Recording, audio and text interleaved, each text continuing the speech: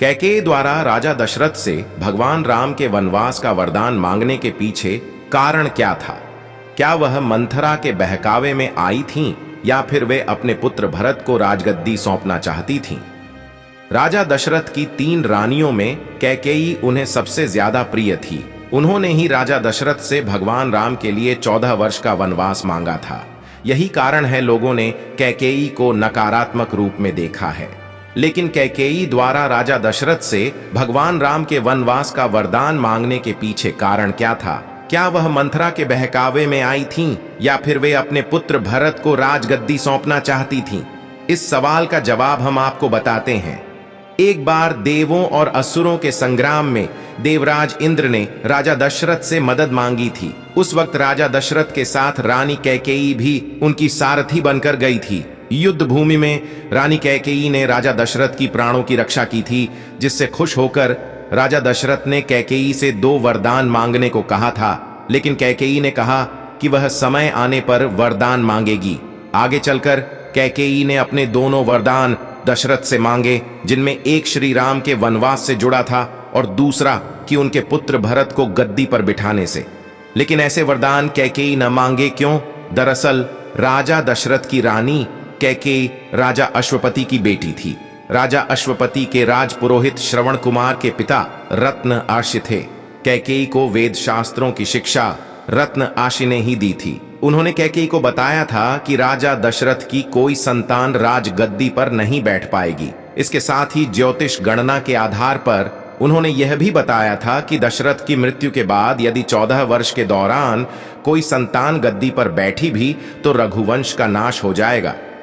श्रवण कुमार की मृत्यु राजा दशरथ के हाथों बाण लगने से हुई थी, जिसके बाद श्रवण कुमार के माता पिता ने राजा दशरथ को श्राप दिया था कि जिस तरह से वे पुत्र के वियोग में मर रहे हैं, उसी तरह राजा दशरथ की मृत्यु भी पुत्र वियोग में होगी। कैकेयी को इसके बारे में पता था। राम दशरथ के सबसे बड़े बेटे थे। राजा दशरथ की मृत्यु पुत्र वियोग में होने का मतलब था कि राम की मृत्यु।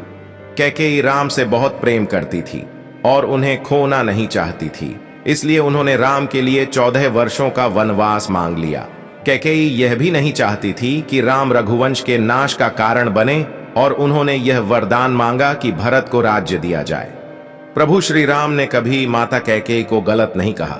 साथ ही जब भरत ने अपनी माता को कटु वचन कहे तो प्रभु श्री राम ने उन्हें रोका भी। अयोध्या के राजा दशरथ के 3 पत्नियां और 4 पुत्र थे। राम सभी भाइयों में बड्ढे थे और उनकी माता का नाम कौशल्या था। भरत राजा दशरथ के दूसरी और प्रिय पत्नी कैकेयी के पुत्र थे। दूसरे 2 भाई थे, लक्ष्मण और शत्रुघ्न, जिनकी माता का नाम था सुमित्रा।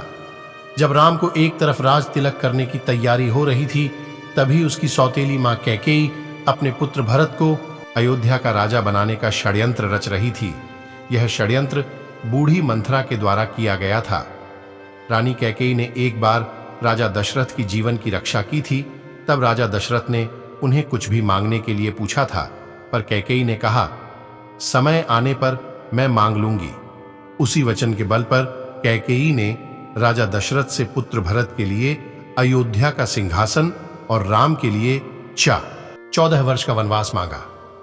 श्री राम तो आज्ञाकारी थे, इसलिए उन्होंने अपने सौतेली मां कैकेयी की बातों को आशीर्वाद माना और माता सीता और प्रिय भाई लक्ष्मण के साथ 14 वर्ष का वनवास व्यतीत करने के लिए राज्य छोड़कर चले गए। इस असीम दुख को राजा दशरथ सह नहीं पाए और उनकी मृत्यु हो गई।